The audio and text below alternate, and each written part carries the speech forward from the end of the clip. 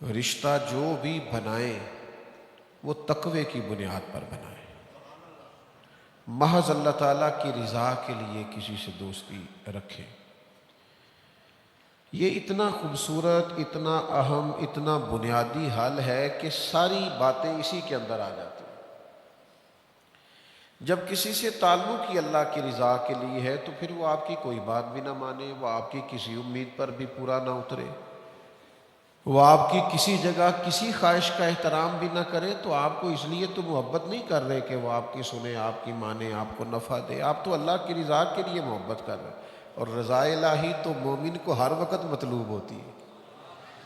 یہ ایک بنیادی بات کتاب و سنت نے ہمیں بیان کر دی، اور اس کے لیے پورا پورا باب ہے بخاری میں، مسلم میں، مشکاہ شریف میں،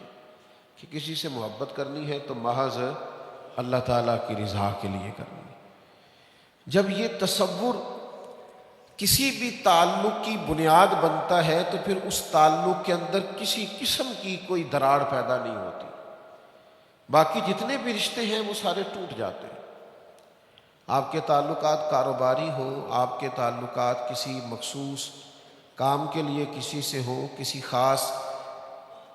کاروباری شراکت داری کی بنیاد پر ہوں، وہ اپنے وقت پر جا کے کسی نہ کسی مقام پر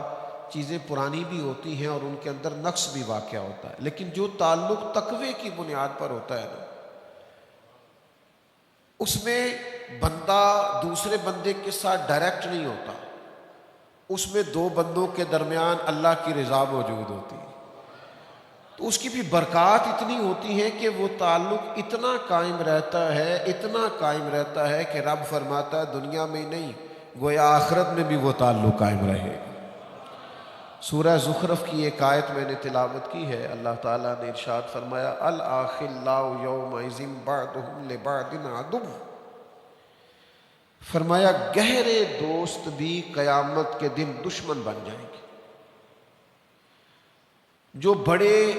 پختہ دوستیاں رکھنے والے لوگ تھے ان کا بھی قیامت میں ایک دوسرے کے ساتھ عداوت کا معاملہ ہو جائے گا۔ بچے گا کون؟ فرمایا الا المتقین،